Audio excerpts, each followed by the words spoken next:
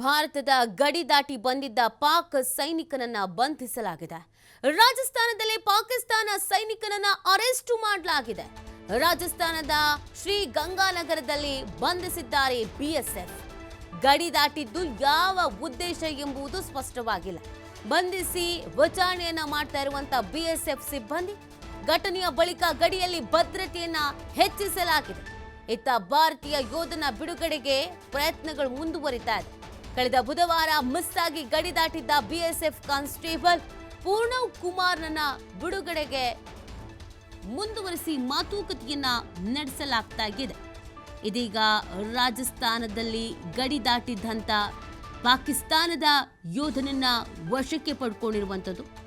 ಯಾವ ಕಾರಣಕ್ಕೆ ಬಂದಿರಬಹುದು ಅನ್ನೋದು ಪ್ರಶ್ನೆ ಇದೆ. ಉದ್ದೇಶ ಗೊತ್ತಾಗ್ಬೇಕಲ್ಲ. ಮಿಸ್ ಆಗಿ ಬಂದಿದ್ದೋ, ಬೇಕು ಅಂತಾನೆ ಬಂದಿದ್ದೋ, ಏನು ಉದ್ದೇಶ ಇದೆ, ಇದರ ಹಿನ್ನೆಲೆ ಏನಿದೆ, ಇದೆಲ್ಲದ್ರ ಬಗ್ಗೆಯೂ ಕೂಡ ಇದೀಗ ತನಿಖೆಯನ್ನು ಮಾಡಲಾಗ್ತಾ ಇದೆ, ವಿಚಾರಣೆಯನ್ನು ಮಾಡಲಾಗ್ತಾ ಇದೆ. ಸ್ಪಷ್ಟವಾದಂಥ ಉತ್ತರವನ್ನು ಕೊಡೋದಕ್ಕೆ ಹಿಂದೇಟು ಹಾಕುವಂಥ ಕೆಲಸವನ್ನು ಮಾಡಲಾಗ್ತಾ ಇದೆ. ನೀವು ಗಮನಿಸ್ತಾ ಇದ್ದೀರಲ್ಲ ಫೋಟೋ, ರಾಜಸ್ಥಾನದ ಶ್ರೀಗಂಗಾನಗರದಲ್ಲಿ ಬಂಧಿಸಿರುವಂಥದ್ದು. ಪಾಕಿಸ್ತಾನದ ಸೈನಿಕನನ್ನು ಬಂಧಿಸಲಾಗಿದೆ. ಯಾವ ಉದ್ದೇಶವನ್ನು ಇಟ್ಕೊಂಡು ಗಡಿಯನ್ನು ದಾಟಲಾಗಿತ್ತು ಅನ್ನುವಂಥದ್ದು ಪ್ರಶ್ನೆ ಇದೆ. ಸೊ ಆ ಕಾರಣಕ್ಕಾಗಿ ಇದೀಗ ನಮ್ಮ BSFನ ಯೋಧರು ತನಿಖೆಯನ್ನು ಮಾಡ್ತಾ ಇದ್ದಾರೆ, ವಿಚಾರಣೆಯನ್ನು ಮಾಡ್ತಾ ಇದ್ದಾರೆ. ಆದರೆ ಇಲ್ಲಿವರೆಗೂ ಯಾವುದೇ ರೀತಿಯಾದಂಥ ಸ್ಪಷ್ಟವಾದಂಥ ಉತ್ತರ ಅಥವಾ ನಿಖರವಾದಂಥ ಉತ್ತರವನ್ನು ಕೊಡ್ತಾ ಇಲ್ಲ ಅನ್ನೋದ್ರ ಬಗ್ಗೆಯೂ ಕೂಡ ಮಾಹಿತಿ ಸಿಗ್ತಾ ಇರುವಂಥದ್ದು. ತನಿಖೆಯನ್ನು ಮಾಡಿದ್ರೂ ಯಾವುದೇ ರೀತಿಯಾದಂಥ ಮಾಹಿತಿ ಸಿಕ್ಕಿಲ್ಲ ಅಂತ.